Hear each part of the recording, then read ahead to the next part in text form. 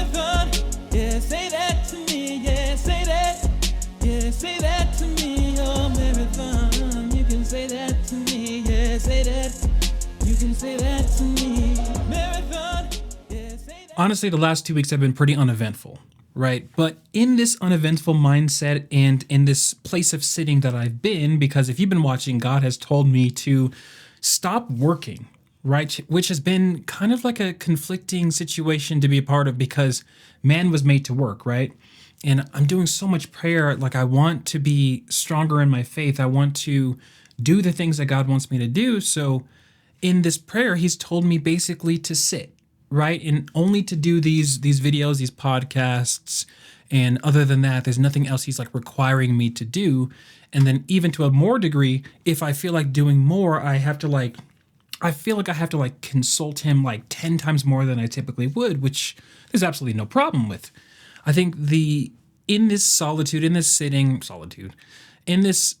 that I've been doing, it's really just been coming to my attention. A lot more has been revealed. So the last podcast, I was talking about how God had told me to, in the middle of sitting, to stop listening to Drake's music. And this is not one of those like podcasts today where I'm like, oh, Drake is not doing things of God, so therefore I can't listen to him.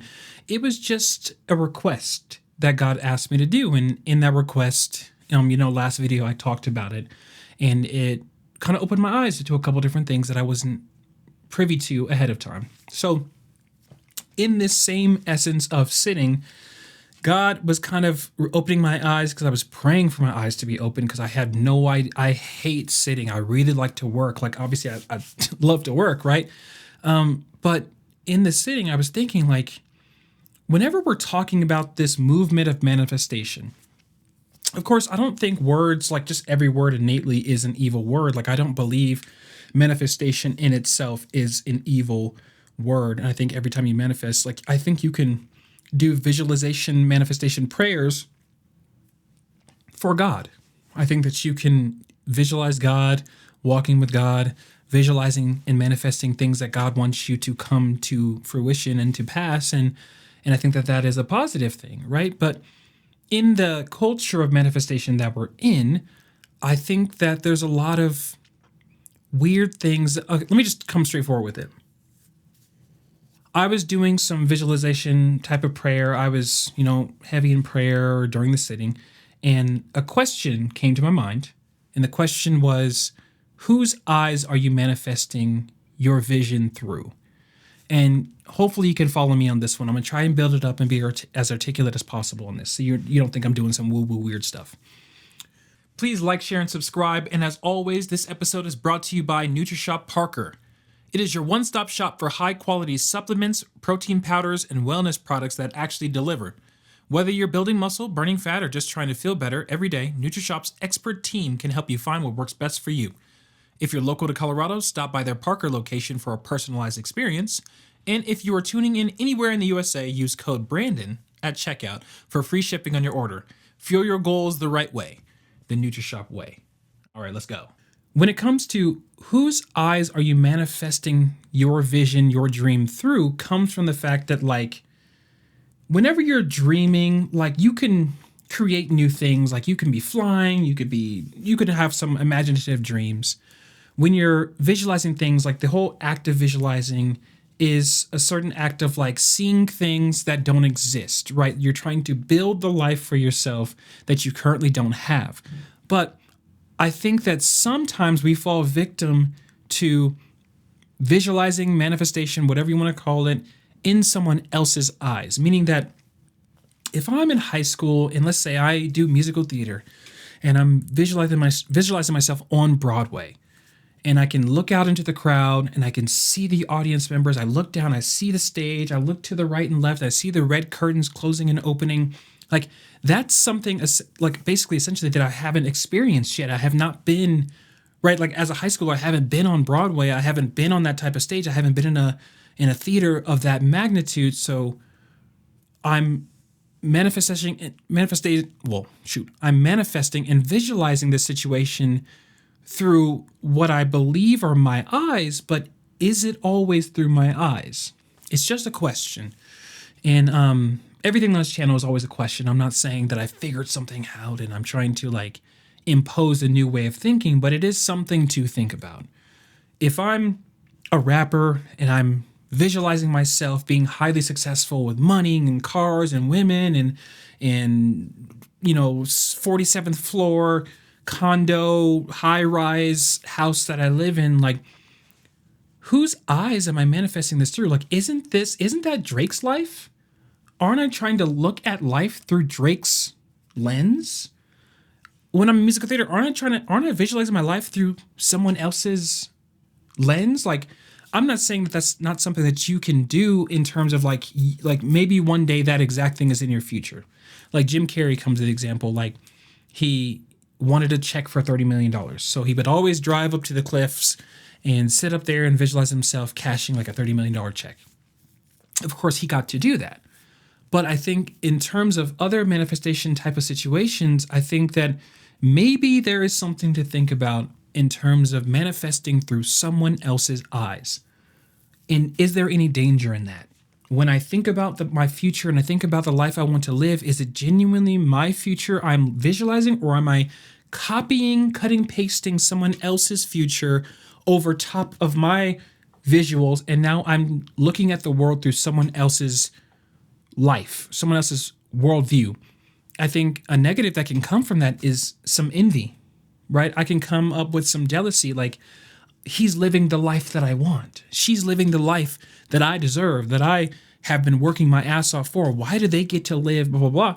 When you really have to be humble and pull back, if this is something that you've experienced, is that's their life.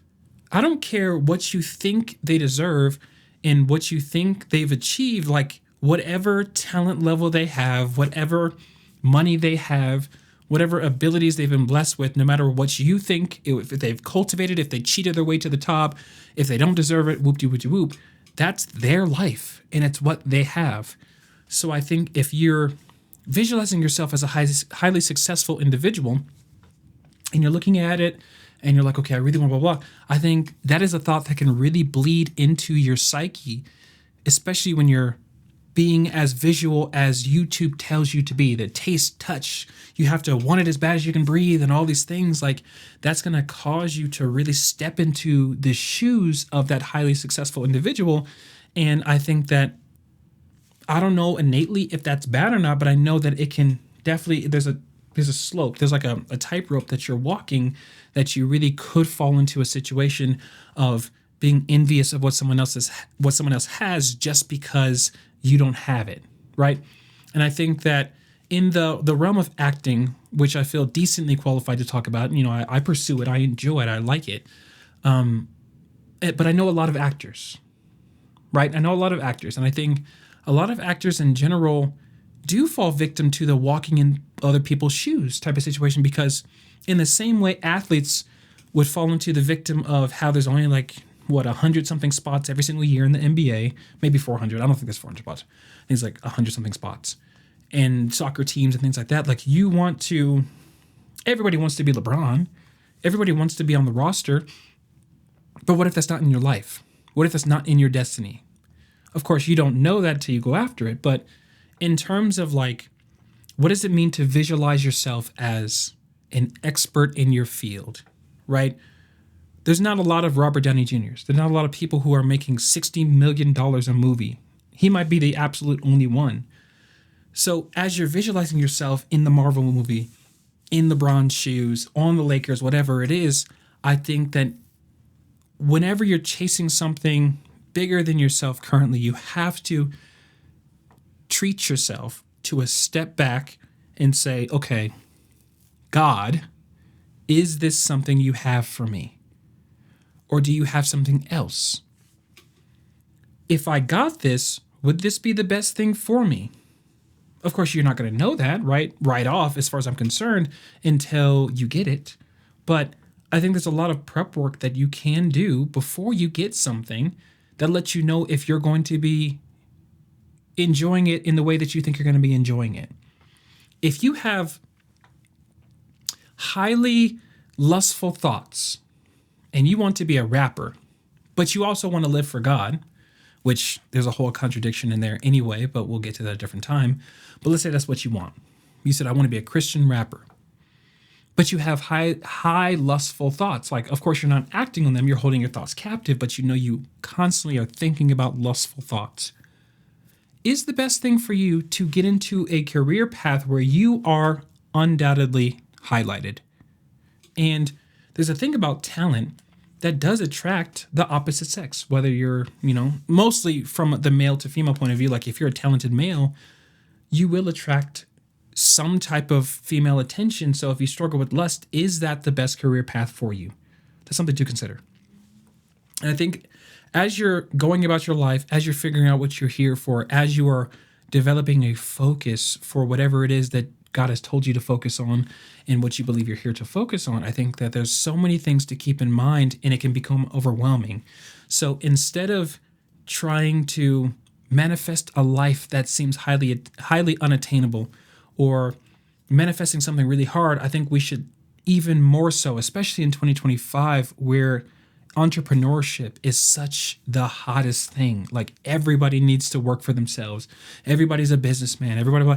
Not everybody is that. And I think that that's okay. Like we don't need a billion businesses to find peace in ourselves and to find whatever else you're looking for. It's not just in that type of situation, because some people love the structure. They love working for other people. They love helping people achieve visions. Like there's giving personalities. There's peaceful personalities that would do well inside of a business, not as your own business. So I think we need to lean on the word even more so when it comes to like we are here to deliver God's message. We have no strength outside of God's strength, right? Like our strength is the Lord, right? So as we're approaching things and going after things that are difficult, as we're building and visualizing the life that we want to live, the beautiful life that you want to live, I think we have to keep in mind that like God is going to allow the best things to happen to you, and you have to trust that whatever is happening is the best thing that's happening to you because you belong to Him. And as you're visualizing things, it's like, God, are these visions, are these manifestations, are these things that I'm putting together the things that you want me to put together? I know I've trained my whole life to be a musical theater artist, but do you want me to be a musical theater artist? I know I've trained my whole life to be an athlete, and let's say I'm 6'9" and I have a high likelihood of going to the league. God, do you want me to go to the NBA? Do you want me to? And I think that that's, to some people who aren't Christian, that's a ridiculous question. It's a ridiculous question. Because if you're 6'9", you're highly athletic, and you have $1 million in front of you, the world tells you you'd be dumb to even ask the question if you should do it. Of course you should do it, right? But as Christians, we're called to ask those type of questions and to love the response, whether it's a yes or no, because at the end of the day, the last story I'll tell is I just got out of The Weeknd's movie, Hurry Up Tomorrow. And The Weeknd undoubtedly, no question, has won in this world. Like $300 million, $30 million mansion, whatever else he has, everything at his disposal. He's definitely solidified himself as a legend in the music business. Yet his whole movie was talking about the fact that he doesn't have it. He hasn't won. He doesn't have the things that he thought he should have. Whoop. So there is no winning in this world outside of Jesus. So I know it's hard whenever you're looking at any type of content. If you're scrolling YouTube, you've seen content that is basically saying everything that I'm saying right now is not true. I'm probably sounding really dumb if you're not a Christian, because it's like, why would you want to give up a guaranteed success? Why would you even want to invite the opportunity for God to say no to a guaranteed success? Because there is no success without Jesus. And it's hard to articulate that in such a way until you go after it and you figure it out. That's the essence of what all these stars are saying when they say that Jim Carrey's saying, I wish everybody could achieve their dreams and get millions of dollars so they know that it's not going to make them happy, because it's not it. And happiness is not it. Joy in the Lord is it. Making it to heaven is it. Finding peace in your life is it. Like there's so many stories of people getting what they want, and it's just not even close to what they thought it would be. And of course, if you're in survival mode, you may not even be able to receive this message because you're still worried about food. You're worried about this, you're worried about that. But even in the midst of that, God is your food, is your bread, is your water. So you still have the opportunity to hear and digest this to a degree where you can feel better knowing that you don't have to be what the world tells you you're supposed to be. You don't need to be Ryan Coogler and have the #1 movie of the country called Sinners. First of all, we can talk about that. You don't need to be that. You don't need to be anything other than what God says you already are, right? His child, his beloved. Like, you are already it. I'm not saying self-improvement, taking care of yourself, eating well because your body's a temple, all that stuff. I'm saying still do all that. I'm saying, but it comes to that chasing. I'm speaking directly to the people who watch Alex Hormozy, who watch David Goggins. Like me, I watch that stuff. Like, I'm speaking to those type of people who got buff to get female attention, right? I'm talking to those people like that. Like, there's so much noise surrounding what you should and shouldn't be in this world that when you really take a step back and look at it from a Christian lens, like, it's all a lie. It's not true. The only thing that's true is what is in the word itself. So if you've gotten anything from this video, it's maybe take 2 seconds to examine, do I really want the things that I'm visualizing? If you're researching it and you're researching acting or whatever to the highest level, you know that there's some weird shit in there. You know there's some weird stuff in there. You know that there's some weird music business stuff. It's not a secret anymore. No matter what even if you're going for a CEO position, you know there's weird stuff. CEOs are always getting divorced, they're cheating with their assistants, all sorts of weird stuff. Like, I'm not saying that's going to be your life, but I'm saying there's always a weird thing that comes with levels of success in this world because you never get stuff for free here. So again, if you've gotten anything, just take another examination. Are you looking through the eyes that God wants you to look through? Do you trust him with more than just your future, with your whole life, your finances, with your image, with your popularity, with your wife, with your kids? And if not, you can. So I'll leave you with that. Until next time. Yeah, say that to me. Yeah, say that. Yeah, say that to me. Oh, Marathon. You can say that to me. Yeah, say that. You can say that to me.